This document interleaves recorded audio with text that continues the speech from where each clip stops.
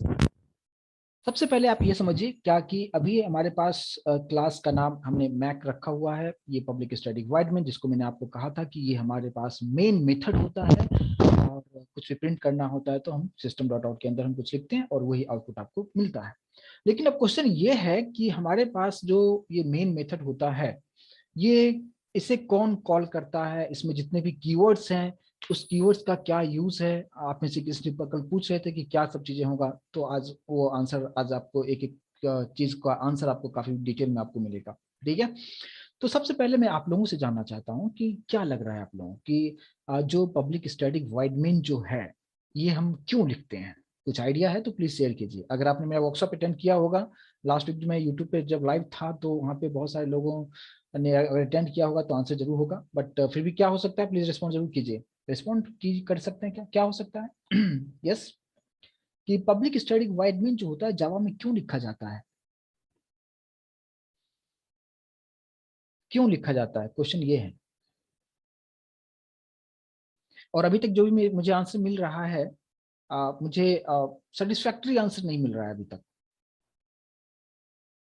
ठीक है, चलिए, कोई लोग बता रहे हैं एंट्री पॉइंट है, मेन मेथड से एग्जीक्यूट स्टार्ट होता है और प्रोग्राम को रन करने के लिए होता है। अलग अलग तरह से आंसर मिल रहा है, तो ठीक है। लेकिन यस, एक आंसर भी मेरे पास आ रहा है, जेवीएम। ठीक है, ये एक मुझे करेक्ट आंसर यहाँ पे मिल रहा है कि क्यों लिखा जाता है। उन्होंने सिर्फ लिखा है जेवीएम, बट मैं आपको यहाँ पे एक्सप्लेन करना चाहूंगा कि अगर आपसे ये पूछा जाता है कि पब्लिक स्टैटिक वॉइड मेन जावा में क्यों यूज किया जाता है, तो आपको ये बताना होगा कि ये नहीं कि ये मेन मेथड होता है, एंट्री पॉइंट होता है। क्यों एंट्री पॉइंट होता है, वही तो मेरा क्वेश्चन है कि क्यों ये एंट्री पॉइंट है। मेरा क्वेश्चन ये है। आई होप कि आपको चीजें समझ में आ रहा होगा कि क्यों है, मैं वो पूछ रहा हूँ, क्या है ये नहीं पूछ रहा हूँ मैं। ठीक है, तो देखिए आप, पब्लिक स्टैटिक वॉइड मेन जो है वो इस चीज को यहाँ पे जो लिखा गया है, क्यों लिखा गया है, क्योंकि मैंने आपको लास्ट सेशन में आपको एक्सप्लेन किया था कि आप अपने कंप्यूटर में जेडीके इंस्टॉल करते हैं। जेडीके इंस्टॉल करते हैं, आपके सिस्टम में आता है, क्या आता है, जेआरई आता है। ठीक है, जेवीएम आता है, बहुत सारे मैंने आपको काफी डिटेल में एक्सप्लेन किया था लास्ट सेशन में। तो वहां पे एक टर्म था जेवीएम। ठीक है, और उस जेवीएम के अंदर में ही यही एग्जैक्टली सेम यही कॉन्फ़िगरेशन वहां पे लिखा गया होता है। कहाँ पे लिखा होता है, जेवीएम के अंदर में। और जेवीएम को ये इंस्ट्रक्शन दिया गया है कि वो कोई भी जावा प्रोग्राम में जाके वो चेक करेगा तो always JVM will search for this particular part. क्यों, क्योंकि जेवीएम के पास पहले से वही लिखा गया है कि तुम इसी को सर्च करो, बाकी को मत सर्च करो। तुम समझ में आ रहा है। तो आपसे अगर ये पूछा जाए कि किसी भी जावा क्लास में जो मेन मेथड होता है ये क्यों यहाँ पे पब्लिक स्टैटिक वॉइड में ही क्यों लिखा जाता है, तो आपको डायरेक्टली आंसर करना है कि ये जेवीएम में यही कॉन्फ़िगरेशन करके रखा गया है।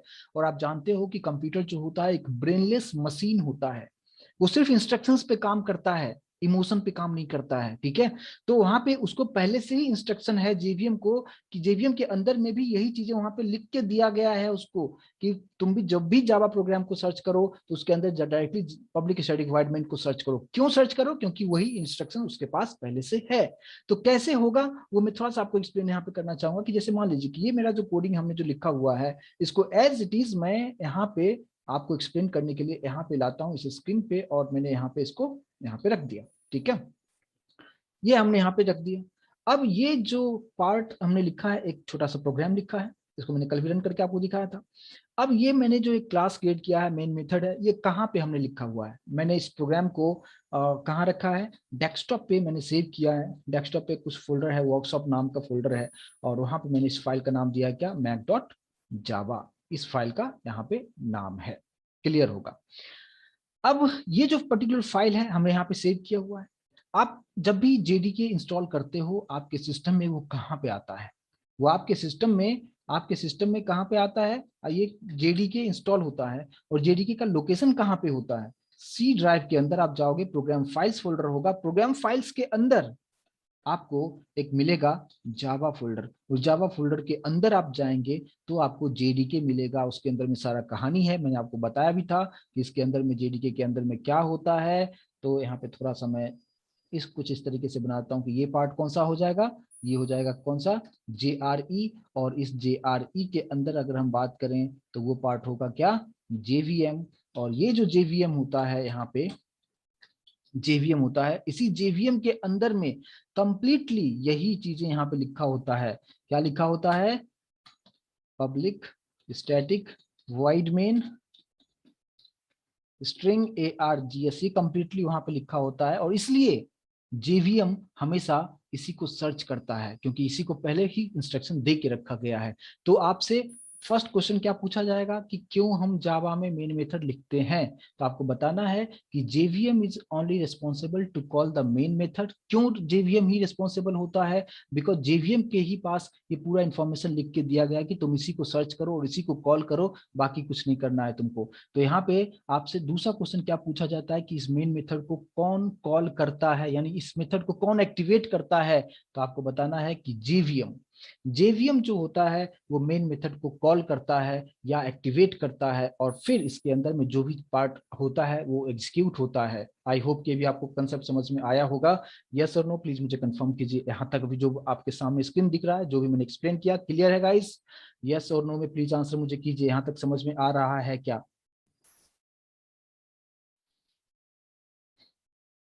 क्लियर है? यस। मैंने सिंपल बताने की कोशिश किया है यहाँ पे कि आपके प्रोग्राम के अंदर में आप जो कुछ भी आप यहाँ पे लिखते हो, मेन मेथड जेवीएम उसे कॉल करता है, और जेवीएम के अंदर में यही पार्ट लिखा होता है, इसलिए इसी को जाके सर्च करता है या इसको कॉल करता है।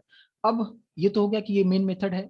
ठीक है, मेन मेथड इसको क्यों बोलते हैं मेन मेथड? बिकॉज इसका नाम है मेन। यहाँ पे जब आप देखोगे ना कि वाइड के बाद मेन लिखा हुआ है, ठीक है, तो इसलिए इसको मेन हम कहते हैं। अब बात ये करते हैं क्या कि चलो ठीक है, ये तो ठीक है, यहाँ पे यही इंस्ट्रक्शंस यहाँ पे जेवीएम के पास में था, तो जेवीएम ने गया और इस प्रोग्राम के अंदर जाके इसी को सर्च किया और इसी को कॉल किया, और इसके अंदर में जो भी पार्ट था उस पार्ट को एग्जीक्यूट करा के आपको आंसर दे दिया। अब बात ये है कि इसके अंदर में पब्लिक क्यों है, स्टैटिक क्यों है, वाइड क्यों है? मेन तो इसका नाम है, वो तो क्लियर समझ में आ रहा है कि मेन नाम है, तो कोई बात नहीं है, चलो ठीक है। स्ट्रिंग ARGS क्या क्या है, इसका क्यों यूज हम करेंगे, अब इस चीज को आप समझिए। अब आपको सिंपली यहाँ पे समझना क्या है कि यहाँ पे जो पब्लिक कीवर्ड है इसका क्या काम होता है। ठीक है, पब्लिक मतलब आप लोग भी अच्छी तरीके से जानते होंगे पब्लिक कीवर्ड का क्या मतलब होता है। पब्लिक मतलब क्या होता है? एक्सेसिबल टू ऑल, है ना। दूसरा मतलब आप ये भी समझ सकते हो क्या कि अगर आपके पास यहाँ पे सिंपली आप समझिए कि पब्लिक मतलब कि कोई भी बाहर से दूसरे लोकेशन से इसे कॉल कर सकता है। क्योंकि लोकेशन मैं इसलिए आपको यहाँ पे बताया ताकि मैं पब्लिक कीवर्ड को अच्छी तरीके से समझा सकूं। क्योंकि अगर आप देखेंगे कि ये जो मेरा पर्टिकुलर फाइल है, ये कहाँ पे मैंने लिखा है, ये फाइल हमने जो सेव किया है कहाँ पे सेव किया है? यहाँ पे डेस्कटॉप पे वर्कशॉप नाम का फोल्डर है, जहाँ पे mac.java नाम से मैंने एक फाइल क्रिएट किया था। इसका लोकेशन कहाँ पे? डेस्कटॉप पे वर्कशॉप फोल्डर के अंदर में है। बट जेवीएम इस मेथड को कॉल करता है, और जेवीएम कहाँ पे है? जेवीएम का लोकेशन कहाँ है कि सी के अंदर प्रोग्राम फाइल्स फोल्डर है, उसके अंदर में जावा है, उसके अंदर में ये पूरा चीजें हैं। ठीक है, तो ये दोनों का जो जेवीएम इसको कॉल करता है, इसका लोकेशन कहीं और है ना। ये इंडिया में है तो ये पाकिस्तान में है, तो ये कॉल कैसे इसको करेगा? तो यहाँ पे ये कॉल आसानी से करे और इस मेथड को एक्सेस कर पाए दूसरे लोकेशन से, इसलिए यहाँ पे पब्लिक रखा गया है, ताकि जेवीएम जो है बहुत ही आसानी से इस पर्टिकुलर मेथड को कॉल कर सके। आई होप कि कंसेप्ट समझ में आया होगा। अगर जैसे यहाँ पे मैं बात करूं कि जावा में जो हम लोग एक्सेस मॉडिफायर जो यूज करते हैं, पब्लिक है, प्राइवेट है, प्रोटेक्टेड है, तो अगर पब्लिक अगर है तो कोई भी एक्सेस कर सकता है इसको। अगर मैं यहाँ पे प्राइवेट अगर लिख दूं तो जेवीएम इसको कॉल ही नहीं कर पाएगा, क्योंकि दोनों का लोकेशन कंप्लीटली अलग अलग है। तो जेवीएम इस मेथड को एक्सेस नहीं कर पाएगा, कॉल नहीं कर पाएगा। आई होप कि चीजें समझ में आ रहा होगा। यस और नो प्लीज कंफर्म कीजिए कि यहाँ पे पब्लिक कीवर्ड क्यों लिखा गया है। क्लियर हुआ? यस और नो प्लीज मुझे कंफर्म कीजिए। आई होप कि मेरी वॉइस सभी लोगों को अच्छी तरीके से आ रही है। अगर किसी को नहीं आ रही है तो आई थिंक आपका इशू होगा, क्योंकि सभी लोगों को मेरी आवाज प्रॉपर तरीके से आ रही है।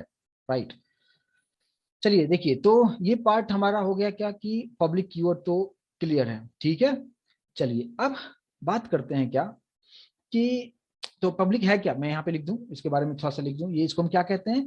एक्सेस मॉडिफायर, है ना। एक्सेस मॉडिफायर प्रोग्रामिंग टर्म में अगर बोले तो एक्सेस मॉडिफायर मतलब ये बाहर से इसको एक्सेस किया जा सकता है।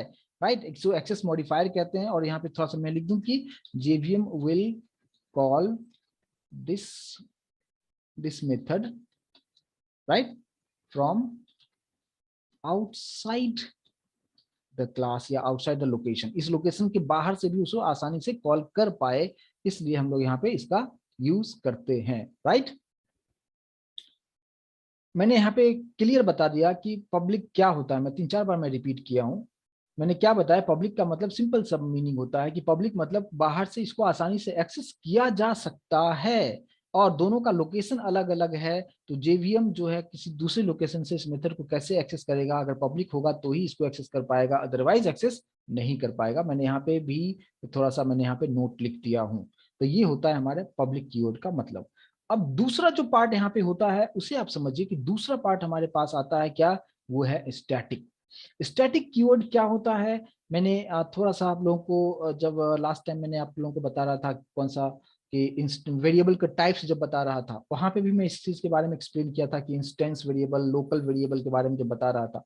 तो वही कुछ कंसेप्ट यहाँ पे भी आप समझिए कि स्टैटिक का मतलब सिंपली आप समझिए कि क्या होता है कि अगर किसी भी मेथड से पहले अगर स्टैटिक लगा होता है तो यहाँ पे आपको ऑब्जेक्ट नहीं बनाना पड़ता है, यानी आपको नहीं, जेवीएम जेवीएम इसे कॉल करता है, तो जेवीएम को ऑब्जेक्ट बनाने की जरूरत नहीं होता है। अब इस चीज अगर मैं ऐसा बोलता हूं कि जेवीएम को ऑब्जेक्ट नहीं बनाना पड़ेगा और इसको डायरेक्टली एक्सेस कर लेगा, तो सभी लोगों को समझ में आया है, यस और नो, प्लीज मुझे कंफर्म कीजिए। अभी जो मैं बता रहा हूँ कि स्टैटिक का मतलब होता है क्या, कि बिना ऑब्जेक्ट बनाए इस मेथड को एक्सेस कर सकता है जेवीएम। और बहुत ही ऑनेस्ट आंसर दीजिएगा, मतलब अगर नहीं समझ में आए तो क्लियर बताए, मैं अभी एक्सप्लेन करूंगा काफी डिटेल में, बट फिर भी मैं समझना चाह रहा हूँ कि सभी लोगों को क्लियर समझ में आ रहा है क्या। बट फिर भी मैं यहाँ पे एक्सप्लेन तो जरूर करूंगा क्योंकि बहुत सारे लोग न्यू भी यहाँ पे हैं। तो देखिए मैं यहाँ पे छोटा सा एग्जांपल मैं आपको देके समझाने की कोशिश करता हूँ कि किस तरीके से यहाँ पे होगा। देखिए यहाँ पे सिंपली आपको करना क्या है कि अगर आपने यहाँ पे हमारे पास हमने क्या रखा है, पब्लिक स्टैटिक वॉइड में एक हमने रखा है, मैंने यहाँ पे क्या किया, एक दूसरा मैंने क्लास क्रिएट कर दिया, क्लास ए सपोज रखा, ठीक है। और इस क्लास ए के अंदर में हमने एक मेथड बनाया, और मेथड लिखने का तरीका क्या होता है, पहले एक्सेस मॉडिफायर लिखते हैं पब्लिक, अभी जस्ट मैंने आपको एक्सप्लेन भी किया है। और ये मेथड का रिटर्न टाइप होता है, वाइड अगर लिखते हैं तो उसको क्या कहते हैं, ये कुछ रिटर्न नहीं करेगा। और मेथड का नाम मैंने कुछ भी दे दिया, मान लो कि सो नाम का एक मेथड हमने बना दिया, और अगर ये मेथड कॉल होगा इट विल प्रिंट समथिंग। तो मैंने यहाँ पे क्या किया कि यहाँ पे मैंने प्रिंट कर दिया क्या, कि हेलो, ठीक है। यहाँ पे मैंने रखा है कि hello I am in class class ए, कुछ इस तरीके से मैंने रखा। तो क्लास ए के पास में हमने क्या रखा हुआ है, एक सो नाम का मेथड है, बट ये सो नाम का मेथड जो है ये इनबिल्ट नहीं है, ये इसको जेवीएम बिल्कुल यहाँ पे जेवीएम में के अंदर में इस मेथड के बारे में कोई इंफॉर्मेशन नहीं दिया गया है। तो ऑब्वियसली इस प्रोग्राम को आप कंपाइल तो कर सकते हो लेकिन रन नहीं कर सकते हो आप, ठीक है। ये आउटपुट आपको नहीं देगा, यानी कोई भी क्लास अगर आप बनाते हो तो वो पर्टिकुलर क्लास जो होगा उसमें मेन मेथड होगा तो ही जेवीएम आपको आंसर आपको देगा। अगर मेन मेथड नहीं है तो इसका आंसर हमें नहीं मिलेगा। इस चीज को आप लोग समझते हो सभी लोग, यस और नो कंफर्म कीजिए कि अगर यहाँ पे क्लास ए को अगर आप कंपाइल करते हो, रन करते हो, तो कंपाइल तो होगा लेकिन रन नहीं होगा, आंसर आपको यहाँ पे प्रिंट करके आपको नहीं दिखाएगा इसका आंसर। तो उसके लिए हमें क्या करना होगा, हमें क्या करना होगा कि अगर इस प्रोग्राम को मुझे चाहिए रन करना है, और आप जानते हो कि अभी मैंने आपको बताया कि जेवीएम तो सिर्फ इसको जाके सर्च करेगा, और इसको सर्च किया, इसके अंदर हमने तो कुछ लिखा हुआ नहीं है तो आउटपुट हमें नहीं आएगा। इसी प्रोग्राम को मैं फिर से मैं कंपाइल करके आपको दिखाता हूँ, और कंपाइल हम कैसे करते हैं, और लास्ट सेशन में काफी हमने डिटेल में एक्सप्लेन किया था। फिलहाल मैं यहाँ पे जो है मैंने फाइल रखा है कहाँ पे, वर्कशॉप नाम का फोल्डर है, और यहाँ पे मैं इसको आपको कमांड प्रॉम्प्ट ओपन करता हूँ, और अभी आप यहाँ पे देखिए, ठीक है। जो लोग आज ज्वाइन किए हैं पहले का सेशन जरूर आप देखिए, तो ताकि बेहतर तरीके से आप समझ पाएंगे। देखिए जावा सी, राइट, और मैं यहाँ पे कंपाइल कर रहा हूँ मैक डॉट जावा, ठीक है। कंपाइल करते हैं इंटरनली क्या सब चीजें होता है, बहुत डिटेल में हम लोग डिस्कस कर चुके हैं। और यहाँ पे लिखा क्या, जावा मैक, जैसे मैंने लिखा आप देखो आउटपुट आपको कुछ नहीं आया, ठीक है। क्यों नहीं आया, क्योंकि मैक के अंदर में सिस्टम डॉट आउट तो हमने कुछ लिखा नहीं था, और यहाँ पे कुछ भी लिखा नहीं था, तो जेवीएम डायरेक्टली यहाँ पे आया। जेवीएम के बारे में बताया कि जेवीएम मेन कुछ सर्च करता है, मेन के अंदर आया, बट मेन के अंदर तो कुछ आपने कोडिंग नहीं लिखा था, इसलिए आउटपुट आपको कुछ भी प्रिंट करके आपको नहीं दिखा रहा है। लेकिन मेरा जो आउटपुट था वो कहाँ पे था, सो मेथड में था। सो मेथड कहाँ पे है, क्लास ए के पास में, यहाँ तक तो हम पहुंच ही नहीं पा रहे हैं, तो यहाँ तक पहुंचेंगे कैसे। So for that purpose we have to create the object for class A, यानी ऑब्जेक्ट हम यहाँ पे किस तरीके से हम बनाएंगे। तो ऑब्जेक्ट बनाने का सिंटेक्स क्या है, बहुत ईजी है। जिस क्लास को एक्सेस करना उस क्लास का नाम, ऑब्जेक्ट का नाम इक्वल्स टू न्यू, और फिर क्लास का नाम देना है। एओ जो है यहाँ पे है, ये आप अपने अकॉर्डिंग कुछ भी नाम दे सकते हो, जस्ट वेरिएबल की तरह काम करता है। न्यू से ऑब्जेक्ट बनता है, और ये कंस्ट्रक्टर का नाम होता है। कंस्ट्रक्टर के बारे में आगे हम काफी डिटेल में हम लोग डिस्कस करेंगे, राइट। जितना चाहें उतना क्लासेस आप इसमें रख सकते हैं, एक क्लास हो 10 क्लास हो, एक ही फाइल में जितना चाहो उतना आप रख सकते हैं। मैं भी आपको यहाँ पे दिखाऊंगा भी, ठीक है। तो मैंने क्या किया, ए ऑब्जेक्ट का नाम न्यू ए, कुछ इस तरीके से मैंने रखा। अब ये जैसे मैंने यहाँ पे बना दिया है, अब आपको करना क्या है कि इसी ऑब्जेक्ट ऑब्जेक्ट जो मैंने बनाया, क्या बनाया मैंने, ए ओ रखा है, ठीक है। AO रखा है। देखिए यहाँ पे क्वेश्चन है कि आप में से कोई पूछ रहे हैं क्या कि मेन क्लास कौन सा होता है। जिसके पास मेन मेथड होता है उसी को हम मेन क्लास कहेंगे, और उसी के नाम से फाइल का नाम सेव होगा। क्योंकि मैंने कल जो आप लोगों को बताया था कि आप जब भी क्लास आप बनाते हो और क्लास का नाम आप वही देते हैं जो आपका, जो क्लास का नाम और फाइल का नाम दोनों सेम होता है, राइट। हमने कल कुछ इसी तरीके से एक्सप्लेन किया था आपको कि क्लास का जो नाम हो वही फाइल का नाम देना है और एक्सटेंशन में डॉट जावा देना है। बट यहाँ पे ये है कि क्लास ए भी है और क्लास मैक भी है, तो हम किसके नाम से फाइल का नाम हम सेव करेंगे, तो आपको आंसर करना है कि जिसके पास मेन मेथड होता है वही मेन क्लास होता है और उसी के नाम से फाइल का नाम सेव होगा। और यहाँ पे आप देखेंगे कि मैक डॉट जावा आपको दिख रहा होगा। क्लियर है? यस और नो प्लीज कंफर्म कीजिए जिनका क्वेश्चन था। आई होप कि उनको आंसर मिल गया होगा कि यहाँ पे मेन क्लास कौन है। सिंपल सी कहानी है, जिसके पास मेन मेथड है वही मेन क्लास है। ठीक है, तो ये चीज यहाँ पे क्लियर समझ में आ गया होगा। किसके नाम से सेव करना है वो भी आपको समझ में आ गया होगा। अब बात करते हैं कि मुझे क्लास मैक्स से I want to access the class A, यानी क्लास ए के मेंबर को एक्सेस में करना चाहता हूं, तो हम कैसे इसको एक्सेस हम कर सकते हैं। तो पहले आपको ऑब्जेक्ट बनाना कंपलसरी है। ये जो सिंटैक्स है, ये सिंटैक्स आपको समझ के रखना है कि ये ऑब्जेक्ट कंपलसरी बनेगा तो ही आप इस क्लास के अंदर जा सकते हो।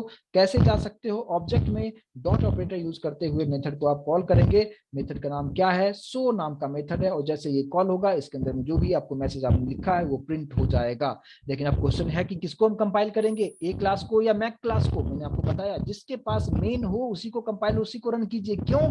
क्योंकि जेवीएम तो सिर्फ मेन मेथड को ही समझता है। यस और नो क्लियर है? हमें यहाँ पे अभी किसी को डाउट नहीं होना चाहिए कि हम ए को कंपाइल करें या मैक को कंपाइल करें, यानी जिसके पास मेन हो उसी को कंपाइल किया जाए, राइट। चलिए तो हम बात करते हैं यहाँ पे, हमने फिर से मैं यहाँ पे कंपाइल कर रहा हूँ किसको, java c mac.java, और once you will run the program and you can see that hello I am in class A, और ये हमारा आंसर मिल चुका है। यानी मैं यहाँ पे ये बताने की कोशिश कर रहा हूँ कि how can you access one class from another class, right? और यहाँ पे क्लास A को क्यों नहीं रन नहीं किए जाने का रीजन क्या था? क्योंकि क्लास ए के पास मेन मेथड नहीं था, और मेन मेथड अगर इसके पास नहीं है तो जेवीएम यहाँ तक पहुंचेगा ही नहीं, क्योंकि जेवीएम तो हमेशा मेन मेथड को सर्च करता है। तो अभी कैसे पहुंच गया? यहाँ पे हमने क्या लिखा था?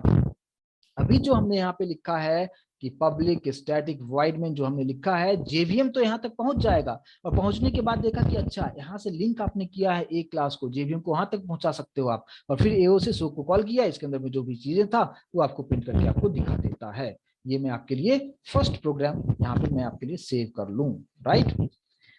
तो ये हमारा फर्स्ट प्रोग्राम हो गया, जिसको कि मैं आपको सेशन के बाद इसको मेल पे सेंड करूंगा। क्लियर होगा यहाँ तक? अब बात करते हैं क्या कि चलो ये तो ठीक है, अगर मैं एक और क्लास बनाना चाहूँ तो बना सकता हूँ क्या? यस बिल्कुल बना सकते हो, जितना चाहो उतना क्लास बना सकते हो। मैंने यहाँ पे एक और क्लास मैंने यहाँ पे क्रिएट कर दिया है, और मैंने क्लास का नाम क्या दे दिया? यहाँ पे बी नाम दे दिया, और मेथड का नाम कुछ अलग देता हूँ। मान लो इसका नाम है सो था, इसका कर देता हूँ क्या, सो टू नाम दे दिया मेथड का नाम, ठीक है। और इसमें मैंने दे दिया कि I am in class B, यहाँ पे कुछ इस तरीके से कर दिया। तो क्लास ए भी है और क्लास बी दोनों हमने यहाँ पे बना दिया है। अब आप लोग खुद बताओ कि मुझे अगर सो मेथड को कॉल करना होगा तो हमें किसके लिए ऑब्जेक्ट बनाना चाहिए? सभी लोग मुझे रिस्पॉन्ड करेंगे। यहाँ पे ऑब्जेक्ट जो आप पूछ रहे हैं, एसओ इज द ऑब्जेक्ट, जो क्वेश्चन किसका है आप समझ सकते हो, राइट। यहाँ पे जो है ऑब्जेक्ट किसका समझ सकते हो। तो अभी मेरा क्वेश्चन क्या है, यहाँ पे मैंने आपको पूरा क्लियर बताया कि यहाँ पे जो ऑब्जेक्ट बनाता है ऑब्जेक्ट का नाम क्या होगा? AO, AO is the object name. अभी किसी ने पूछा था, आई होप कि उनको आंसर मिला होगा, ठीक है। तो यहाँ पे मुझे ऑब्जेक्ट अभी किसके लिए बनाना होगा? सभी लोग करेक्ट बता रहे हैं, मुझे बी क्लास के लिए ऑब्जेक्ट बनाना होगा। कैसे बनाएंगे? How can we create the object for class B? सभी लोग मुझे चैट बॉक्स में टाइप कीजिए और मुझे बताइए कि how can we create the object for class B. Syntax क्या है? मैंने आपको एक्सप्लेन किया है कि हाउ टू क्रिएट ऑब्जेक्ट, कैसे ऑब्जेक्ट हम बनाते हैं, प्लीज चैट बॉक्स में जरूर बताइए। बिल्कुल सही बता रहे हैं यहाँ पे। और आप सिंपली यहाँ पे क्या करेंगे, फिर से नीचे आएंगे, यहाँ पे क्लास, क्लास का नाम दे दिया, ऑब्जेक्ट का नाम कुछ भी लिख सकते हो, कोई कंपलसरी नहीं कि आपको बीओ ही लिखना है। आप जो भी चाहो यहाँ पे एक्स वाई जेड आप लिख सकते हो, अपना नाम भी लिख सकते हो। और यहाँ पे ये सिंटैक्स हो गया, और हमने क्रिएट कर दिया है ऑब्जेक्ट बी के लिए, और बी में यहाँ पे सो मेथड, सॉरी मेथड का नाम क्या है? सो टू मेथड का नाम है, राइट ना। तो सो टू को मैंने यहाँ पे कॉल किया, और फिर ये भी आपको आंसर आपको दिखाएगा।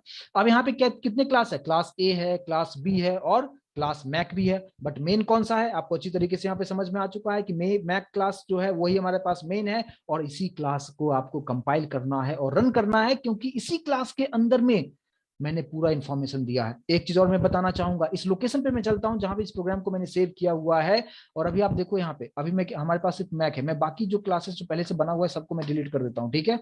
यहाँ पे सिर्फ हमारे पास मैक है, क्योंकि मैंने मैक के नाम से ही मैंने फाइल को सेव यहाँ पे किया है। क्लास का नाम हमेशा फर्स्ट लेटर कैपिटल में ही लिखा जाता है, ठीक है, इस बात पे आपको ध्यान देना है। क्लास का नाम हमेशा फर्स्ट लेटर जो होगा वो कैपिटल में ही दिखना चाहिए। अब यहाँ पे आप देखो कि अभी जो मेरे पास फाइल है, अभी जो मैं अभी चीजें बता रहा हूँ, इस चीज को आप बहुत बारीकी से समझिए। क्लास ए, क्लास बी और मैक, मैंने फाइल का नाम क्या रखा है यहाँ पे, मैक डॉट जावा। और आप इस लोकेशन पे आप जाके देखो तो मैंने जो सेव किया हुआ है file, Mac dot Java save किया हुआ है। और अब आपको एक आंसर करना है। मैंने आपको कल भी बताया था कि किसी भी जावा प्रोग्राम को आप कंपाइल करते हो तो उसका डॉट क्लास फाइल बनता है, यस और नो। किसी भी प्रोग्राम को हम कंपाइल करते हैं तो बाइट कोड बनता है ना, कल काफी डिटेल में एक्सप्लेन किया था इसके बारे में। तो अब आप बताओ कि अगर अभी इस प्रोग्राम को मैं कंपाइल करता हूं, यानी जावा सी मैक डॉट जावा अगर मैं लिखता हूं, तो how many byte classes will be created, कितना बाइट क्लास क्रिएट होगा। अगर मैं लिखता हूं जावा सी मैक डॉट जावा तो कितना क्रिएट होगा। यहाँ पे एक कोई बता रहा है एक, कोई बता रहा है दो, कोई बता रहा है तीन। ऐसा कैसे, ऐसा कैसे यहाँ पे ऐसा कैसे हो रहा है। यहाँ पे आपको कितना डॉट क्लास फाइल बनेगा, ये मेरा क्वेश्चन है। मेरे पास क्लास का नाम क्या है, मैक, ठीक है। और सिर्फ अभी मैं मैक हमारे पास है फाइल का नाम, लेकिन अगर इस फाइल को मैं कंपाइल करता हूं तो टोटल नंबर ऑफ कितना बनेगा। और मुझे जो आंसर अभी तक मिल रहा है, अभी तक जो आंसर मिल रहा है, किसी ने करेक्ट आंसर नहीं दिया, एक ने करेक्ट आंसर दिया है और बाकी किसी ने करेक्ट आंसर नहीं दिया है, ठीक है। अभी मुझे, हाँ बिल्कुल सही है, अब मुझे सही सही आंसर यहाँ पे मिल रहा है, ठीक है। चलिए देखिए, अब यहाँ पे आपको जैसे आप कंपाइल करते हो, पहले मैं एक्सप्लेन कर दूं कि यहाँ पे मेरे पास टोटल क्लास कितना है, ए बी और Mac.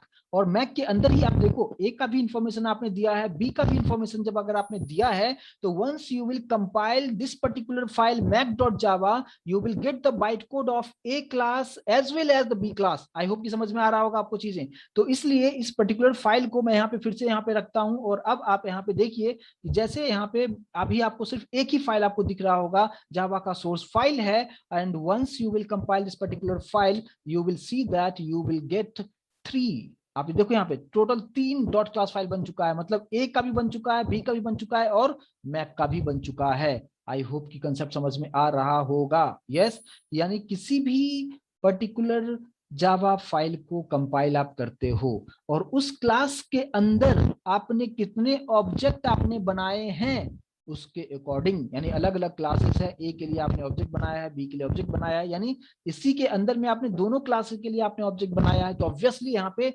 Total 3 dot class file बनेगा। एक तो मैक के लिए बनेगा और ए के लिए भी बनेगा और बी के लिए भी बनेगा। और ये आपसे इंटरव्यू क्वेश्चन आपसे पूछा जाता है। आई होप कि एक चीज क्लियर समझ में आया होगा, राइट।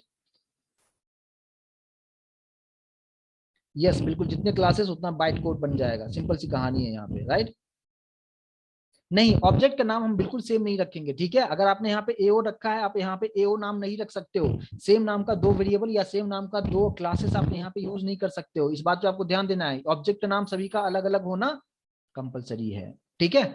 चलिए, तो ये चीज आपको समझ में आ गया। कंपाइल भी हमने किसको किया है, अभी मैक को किया है। और इंटरनली क्या हुआ मैंने आपको एक्सप्लेन किया, और ये चीज आपसे इंटरव्यू में पूछा जाए तो आप अच्छी तरीके से आप आंसर आप कर पाओगे। अब बात करते हैं, इसको रन करते हैं। जैसे मैंने रन किया, आप देखो यहाँ पे दिखा रहा है hello I am class A, hello I am class B. ये क्यों आंसर आया, क्योंकि बाइट कोड बना तभी तो जेवीएम ने समझा और उसको ट्रांसलेट करके आपको आंसर बता रहा है। क्लियर होगा कंसेप्ट। तो आप एक क्लास बनाओ, 10 क्लास बनाओ, हर तरह से आप चीजों को कर सकते हो। यहाँ तक आई होप कि कंसेप्ट समझ में आ गया होगा। अब आप पूछेंगे क्या कि मुझे तो बताना था स्टैटिक कीवर्ड मैं कहां से कहां जा रहा हूं, लेकिन अब यही पॉइंट यहीं पे हम आ रहे हैं। क्या देखिए कि अभी आपने ये देखा कि किसी भी क्लास को एक्सेस करना था तो आपको ऑब्जेक्ट बनाना जरूरी था। हमने ऑब्जेक्ट नहीं बनाते तो ये मेथड को कॉल नहीं कर पाते। लेकिन अब मेरा टारगेट ये है कि नहीं, मैं चाहता हूं कि इस मेथड को कॉल करना चाहता हूं बट विदाउट क्रिएटिंग ऑब्जेक्ट। मैं चाहता हूं कि नहीं, मैं एक क्लास के लिए ऑब्जेक्ट नहीं बनाऊं, फिर भी मैं चाहता हूं कि इस मेथड को कैसे हम एक्सेस करें। तो आप अगर चाहते हो क्या कि ऐसे करो कि क्लास का नाम लिख दो। यहाँ पे भी जो ऑब्जेक्ट बनाया हुआ था मैं वहां से निकाल देता हूं, यानी दोनों क्लास का जो ऑब्जेक्ट था वो मैंने हटा दिया। अब यहाँ पे मैं डायरेक्टली क्लास का नाम लिख दिया। क्या लिख दिया, ए। दूसरे क्लास का नाम क्या था, बी। मैं सिंपली लिख दिया। मैंने ये बता रहा हूँ क्या कि जेवीएम को ये बता रहा हूँ कि देखो ऐसा करना कि ए क्लास के अंदर जाओ और शो मेथड को कॉल कर दो, बी क्लास के अंदर जाओ और शो टू नाम के मेथड को कॉल कर दो। ठीक है, अगर आप इस तरीके से अगर आप करते हो तो अब क्या होगा प्रॉब्लम, देखो आप मैंने अभी पहले ऑब्जेक्ट बना के दिखाया था, अब ऑब्जेक्ट हटा दिया, मैं डायरेक्टली क्लास का नाम लिख दिया, उसके मेथड का नाम लिख दिया, और अब आप इस प्रोग्राम को आप कंपाइल कीजिए, आपको उसी वक्त एरर आपको दिखा देगा। यानी मैं ये समझाने की कोशिश कर रहा था क्या कि ऑब्जेक्ट बनाना कितना कंपलसरी है। If you are not creating the object, तो यहाँ पे प्रॉब्लम आपको दिखा रहा है। और प्रॉब्लम क्या दिखा रहा है, देखो, नॉन स्टैटिक मेथड शो, मतलब बता रहा है कि जो मेथड आपने बनाया है ये एक नॉन स्टैटिक मेथड है, और नॉन स्टैटिक मेथड को एक्सेस करने के लिए कंपलसरी तौर पे you have to create the object for that particular class. It means what, हमें क्या करना होगा, अगर इस मेथड को स्टैटिक बना दो तो ये पॉसिबल है। स्टैटिक बनाने के लिए कैसे क्या करेंगे, सिंपली आप वहां पे एक स्टैटिक कीवर्ड डाल दीजिए, बस कहानी इतना ही है कि void से पहले स्टैटिक डाल दीजिए, क्योंकि रूल इंटरनली ये बताया है कि अगर किसी भी मेथड से पहले स्टैटिक लगा हो तो उसको एक्सेस करने के लिए आपको ऑब्जेक्ट बनाने की जरूरत नहीं होती है। क्लियर होगा, कंसेप्ट समझ में आ रहा है। तो अभी आप देखो, जैसे मैंने स्टैटिक लगा दिया, हमने यहाँ पे ऑब्जेक्ट नहीं बनाया, मैंने डायरेक्टली क्लास का नाम लिखते हुए उसके मेथड को मैं कॉल कर रहा हूँ। और अब आप इस प्रोग्राम को कंपाइल कीजिए, और कंपाइल आप करेंगे तो आपको यहाँ पे कोई एरर नहीं दिखाएगा, सब कुछ ओके है। और रन करेंगे तो आंसर आपको यहाँ पे दिखा रहा है, hello I am in class A. Concept clear है तो प्लीज मुझे कंफर्म कीजिए यहाँ तक कि स्टैटिक कीवर्ड हम क्यों यूज करते हैं। तो इस प्रोग्राम को पहले मैं आपको सेव कर देता हूं, और जो मेन मेथड में स्टैटिक लगा हुआ है, अब हम उस बात पे आते हैं कि यहाँ पे क्या है था हमारे पास। तो पहले मेथड था क्या, void show2। तो ये तो यूजर डिफाइंड मेथड था, मैंने अपने अकॉर्डिंग कुछ नाम दे दिया मैंने। लेकिन हमारे पास ये जो है void main, ये पहले से इनबिल्ट है। क्यों इनबिल्ट है, जेवीएम में पहले से ही इंस्ट्रक्शन दिया जा चुका है। तो इससे पहले स्टैटिक क्यों लगाया गया, क्योंकि इस मेथड को जेवीएम कॉल करता है, और इंटरनली जो है जेवीएम को इस मेथड को एक्सेस करने के लिए, कॉल करने के लिए मैक क्लास के लिए ऑब्जेक्ट नहीं बनाना पड़े, इसलिए यहाँ पे स्टैटिक कीवर्ड लगाया गया है। आई होप कि कंसेप्ट समझ में आया होगा कि यहाँ पे मेन मेथड में स्टैटिक कीवर्ड का क्या मतलब होता है। तो आपको सिंपली बताना है कि मेन मेथड में स्टैटिक होने का रीजन ये है कि इस मेथड को कॉल कौन करता है, जेवीएम। जेवीएम एक जस्ट एक मशीन है, और मैं चाहता हूं क्या कि इंटरनली जो कॉन्फ़िगरेशन किया गया है कि जेवीएम बिना ऑब्जेक्ट बनाए, यानी इस मैक क्लास के लिए बिना ऑब्जेक्ट बनाए इस मेथड को कॉल कर ले, इसलिए स्टैटिक कीवर्ड यूज किया गया है। नहीं, ऐसा नहीं लिख सकते, void से जस्ट पहले हम वहां पे लिख सकते हैं पब्लिक स्टैटिक। यस, आगे पीछे कर सकते हैं, बिल्कुल लिख सकते हैं, बिल्कुल लिख सकते हैं, आगे हम उसके बारे में भी डिस्कस करेंगे थोड़ी देर में, ठीक है। ये जो सीक्वेंस है आगे पीछे हम कर सकते हैं, इसके लिए कोई इशू नहीं है, ठीक है। तो ये चीज कंसेप्ट आपको समझ में आ गया होगा यहाँ पे कि सेकंड जो कीवर्ड मैंने आपको बताया। सभी लोग मुझे रिस्पॉन्ड करेंगे क्या, सभी लोगों को समझ में आ रहा है, यस और नो प्लीज मुझे कंफर्म कीजिए, ठीक है। क्योंकि आप लोग मैक्सिमम लोगों को, जिन्होंने मेरा सेशन पहले कभी अटेंड नहीं किया होगा, फर्स्ट टाइम अगर आप अटेंड कर रहे हो, तो सिंपली आप लोग यही समझते थे कि ये हमारा मेन मेथड होता है और बस यहीं से स्टार्ट होता है प्रोग्रामिंग। लेकिन आज मैं आप इतना डिटेल में आपको बता रहा हूँ, इतना डिटेल आपने कभी पहले नहीं देखा होगा, राइट। इस चीज को आप समझ के रखो। चलिए, तो हमारे पास जो कहानी था, हमारे पास हम लोग आ चुके हैं कहाँ तक। यहाँ पे मैंने आपको जो एक्सप्लेन किया था, पब्लिक हो गया और स्टैटिक हो गया। स्टैटिक के बारे में सिंपली यहाँ पे क्या लिख दूंगा कि JVM will not create object, यानी JVM will not create object to call the main method, है ना। तो आपको सिंपली यहाँ पे समझ में आ गया होगा। लेकिन इस चीज को समझाने के लिए मैंने आपको पूरा एक कंसेप्ट आपको एक्सप्लेन किया, ताकि आपको बेहतर तरीके से कंसेप्ट समझ में आया होगा, राइट। चलिए, स्टैटिक की कहानी खत्म, बात करते हैं void। void का मतलब बहुत शॉर्ट में बताऊंगा। void का मतलब क्या होता है, सभी लोगों को पता होगा, ये कुछ रिटर्न नहीं करता है। अब क्वेश्चन ये आता है कि किसको क्या रिटर्न नहीं करता है, ये आपको समझना है कि void का मतलब इसको क्या कहते हैं, रिटर्न टाइप। इसको क्या कहते हैं, रिटर्न टाइप। बट आगे मैं आपको बहुत डिटेल में आपको बताऊंगा जब हम लोग उप्स कंसेप्ट स्टार्ट करेंगे। तो इसको क्या कहते हैं, रिटर्न टाइप। इसका मतलब क्या, it doesn't return any value, है ना, डजंट रिटर्न एनी वैल्यू, किसको, टू द जेवीएम। ये बहुत इंपॉर्टेंट पार्ट है। आपसे अगर इंटरव्यू में पूछा जाता है, या आपने कहीं पढ़े भी होंगे, तो आपको वहां पे सिर्फ इतना ही लिखा होगा, या कहीं पे भी आपने कहीं से आप ट्रेनिंग लिया होगा, तो वहां पे आप लोग को क्या बताया जाता है कि void का मतलब ये होता है कि कुछ रिटर्न नहीं करता है। लेकिन आपसे इंटरव्यू में ये नहीं पूछेगा, आपसे पूछेगा क्या कि किसे क्या रिटर्न नहीं करेगा। आपको बताना है कि जेवीएम को, क्योंकि जेवीएम इस मेथड को कॉल करता है, तो जो भी आउटपुट आएगा हमें जेवीएम को वापस करके नहीं देना है। ठीक है। तो यहाँ पे रिटर्न जो होगा वो जेवीएम को कुछ भी रिटर्न करके ये नहीं देता है आपको, ये आंसर आपको करना है, ये इंपॉर्टेंट पार्ट होता है यहाँ पे। तो ये हो गया पब्लिक, ये हो गया स्टैटिक, ये हो गया वॉइड। लेकिन आगे यहाँ पे आपको बहुत सारे लोगों के मन में चल रहा होगा कि यहाँ पे वॉइड की जगह पे कुछ और भी लिख सकते हैं क्या, क्योंकि जो रिटर्न टाइप होता है, मैंने जो अभी आप लोगों को जो लास्ट सेशन में आप लोगों को एक्सप्लेन किया था, प्रिमिटिव डेटा टाइप है जहाँ पे इंटीजर है, बाइट है, शॉर्ट है, लिंग है, बहुत सारी चीजें मैंने आपको एक्सप्लेन किया था। तो वो भी आप यूज कर सकते हैं, बट मेन मेथड में बिल्कुल यूज नहीं कर सकते। यहाँ पे हमेशा वॉइड ही होगा। अगर इसकी जगह पे कुछ दूसरा आप रिटर्न टाइप यहाँ पे डालेंगे, आपको कंपाइल टाइम में ही एरर आएगा, क्योंकि जेवीएम के पास पहले से ही कॉन्फ़िगरेशन है। यहाँ पे वाइड हो तो ही इसको अप्रोच करो, कॉल करो, नहीं तो छोड़ दो।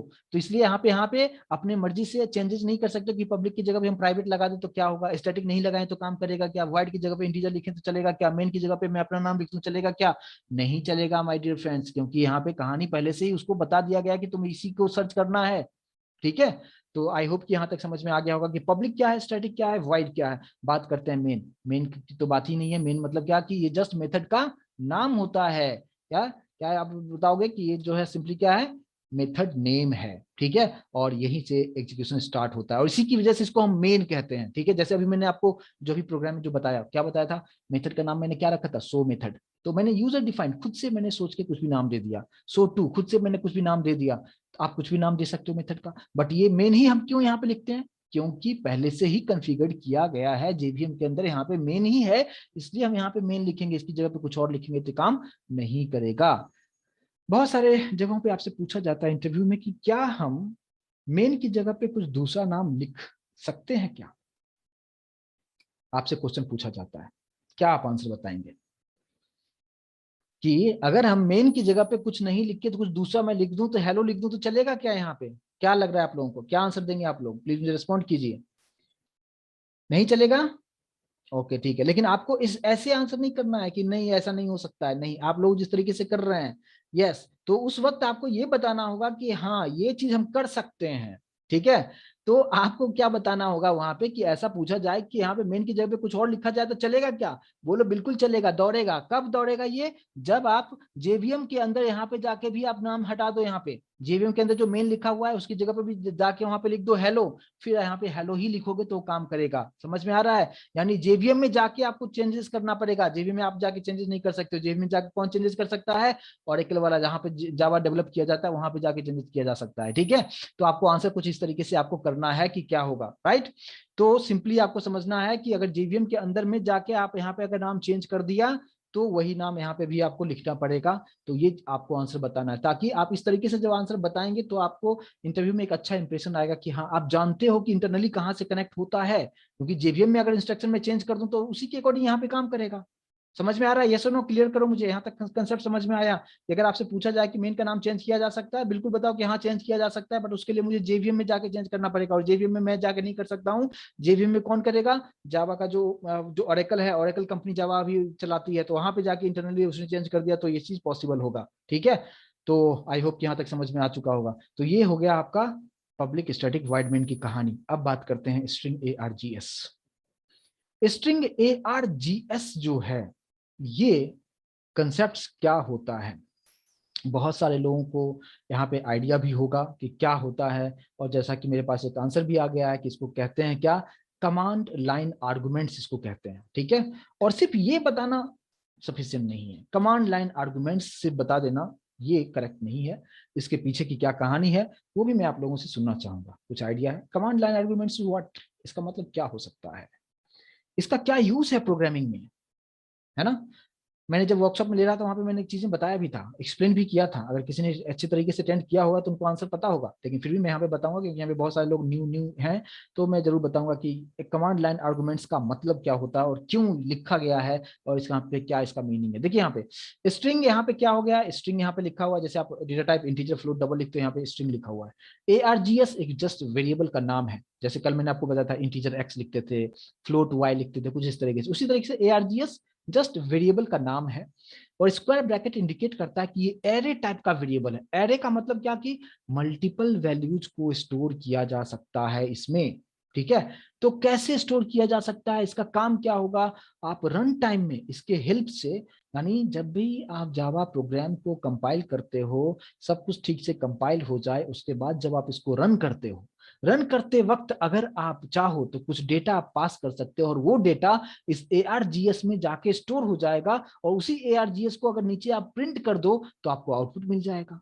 यानी रन टाइम में आप इसके थ्रू कुछ डेटा आप दे सकते हो, अपने प्रोग्राम में यूज कर सकते हो। कैसे कर सकते हैं मैं आपको प्रैक्टिकली करके दिखाता हूं। और स्ट्रिंग जो सॉरी यहाँ पे जो मैं अभी आपको जो बता रहा था क्या कि एरे में इंडेक्सिंग कहाँ से स्टार्ट होता है, सब लोग को पता होगा। प्रोग्रामिंग में इंडेक्सिंग हमेशा कहाँ से स्टार्ट होता है, 0 से स्टार्ट होता है। यस नो, सभी लोग को पता होगा, राइट। तो यहाँ पे देखिए आप, यहाँ पे जो है मैंने क्या लिखा है, स्ट्रिंग ARGS मैंने यहाँ पे लिखा हुआ है, ठीक है। यहाँ पे एरे साइन ये लिखा हुआ है। तो मैं system डॉट आउट के अंदर मैं यहाँ पे कुछ लिखता हूँ क्या, system डॉट आउट प्रिंटलन के अंदर मैंने क्या लिखा कि x ऑफ 0, ठीक है। यानी सॉरी x नहीं, यहाँ पे क्या है वेरिएबल का नाम ARGS है। ARGS और ब्रैकेट में क्या लिखा मैंने, 0 लिखा हुआ है। तो 0 पोजीशन पे जो भी डेटा होगा इसके पास वो डेटा आ जाएगा। इसके पास मल्टीपल डेटा आप दे सकते हो, जितना चाहो उतना दे सकते हो आप।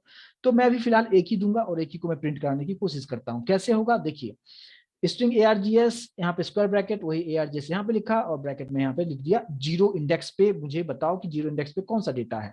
तो लेकिन डेटा तो हमें देना पड़ेगा, तो इसको मैंने पहले कंपाइल करके देखें कि सब कुछ ठीक है क्या। तो अगर मैंने इस प्रोग्राम को कंपाइल किया और आप देखेंगे कि सब कुछ ठीक है, और जब मैं रन करता हूँ यहाँ पे, एक सेकंड देखो, आपको एरर दिखा रहा है। क्या दिखा रहा है, देखो एरर क्या दिखा रहा है, Java language array index out of bound exception. मतलब क्या कि आपने कुछ डेटा तो दिया ही नहीं, आप उसको प्रिंट कराने की कोशिश कर रहे हो। समझ में आ रहा है, मैंने डेटा दिया ही नहीं, मैंने रन कर दिया डायरेक्टली, 0 पोजीशन पे उसके पास कोई डेटा ही नहीं था। अब आप देखो यहाँ पे क्या होगा, यहाँ पे मैंने क्या लिखा, जावा मैक। अब मैं यहाँ से डेटा दे रहा हूँ, स्पेस ले लिया और कोई भी डेटा मैं यहाँ पे लिख देता हूँ, जैसे मैंने लिख दिया इंडिया, ठीक है। अब ये जो इंडिया है ये कहाँ जाके स्टोर होगा, उस ARGS के 0 पोजीशन पे जाके स्टोर हो जाएगा। और अब एंटर करोगे तो वही आपको डेटा प्रिंट करके दिखा देगा आपको।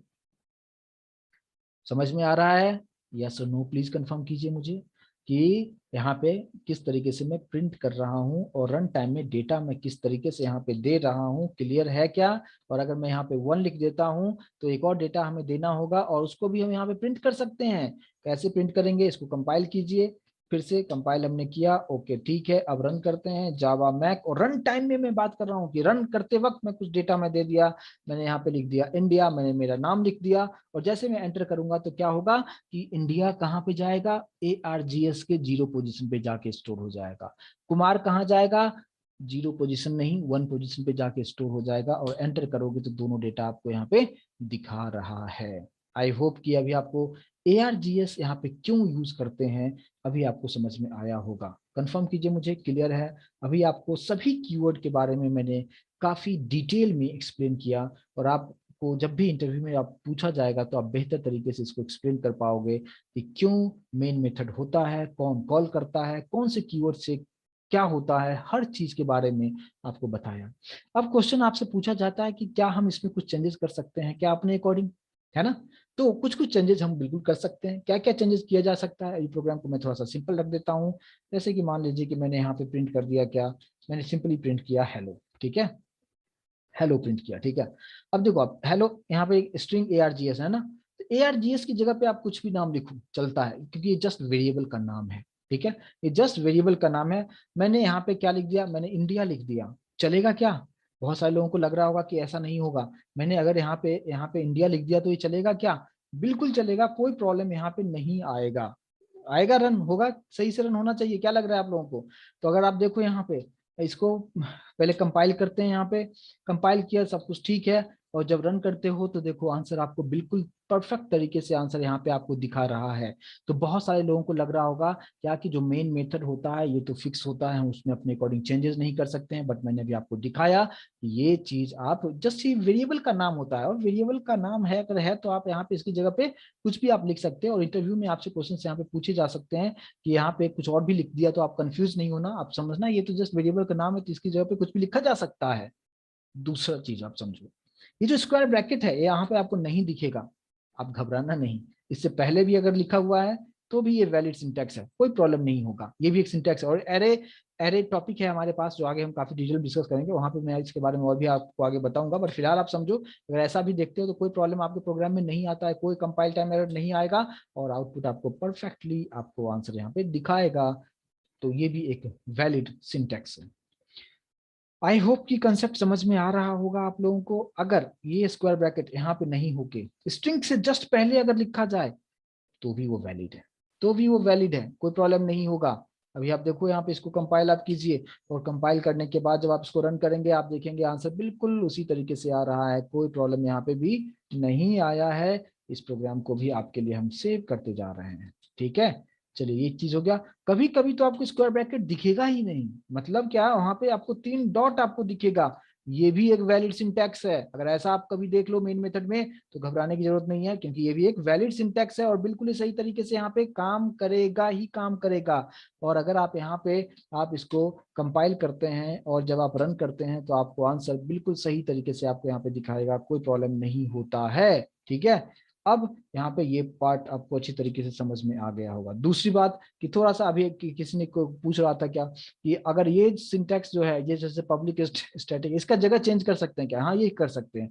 जैसे मान लो कि पब्लिक को हटा दिया और यहाँ पे रख दिया मैंने, है ना, ये ऐसे कर दिया, स्टैटिक पहले लिख दिया पब्लिक बाद में लिखा, तो भी कोई इशू नहीं है, ये भी वैलिड सिंटैक्स है। और इसको मैं कंपाइल करके आपको दिखाऊं, आप यहाँ पे कंपाइल कीजिए, सब कुछ ठीक है, रन कीजिए, बिल्कुल परफेक्ट तरीके से आपको आंसर यहाँ पे आएगा, ठीक है। तो यहाँ तक आपको क्लियर समझ में आ गया होगा कि यहाँ पे क्या क्या हम चेंजेस हम कर सकते हैं। तो अभी मैंने आपको एक एक डिटेल जो जितना भी पॉसिबिलिटीज था, सब पॉसिबिलिटीज को मैंने यहाँ पे बताने की कोशिश आपको किया है। आई होप कि आपको कंसेप्ट यहाँ पे समझ में आ गया होगा।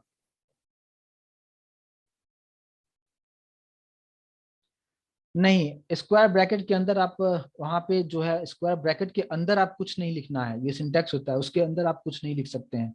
अच्छा, कोई कोई बोल रहे हैं क्या कि अगर मैं यहाँ पे ये भी नहीं लिखूं और स्क्वायर ब्रैकेट भी नहीं लिखूं चलेगा क्या? अगर मान लो ऐसे लिखा हुआ है स्क्वायर ब्रैकेट यहाँ पे था, अगर स्क्वायर ब्रैकेट आप नहीं लिखते हो तो ये चलेगा क्या? यहाँ पे जैसे मान लो मैंने लिखा है क्या स्ट्रिंग ARGS, ना स्क्वायर ब्रैकेट लिखा है ना यहाँ पे मैं 3 डॉट जो लिखा लिखा था वो भी यहाँ पे मैं डॉट नहीं यहाँ पे दे रहा हूँ, आप देख सकते हो यहाँ पे।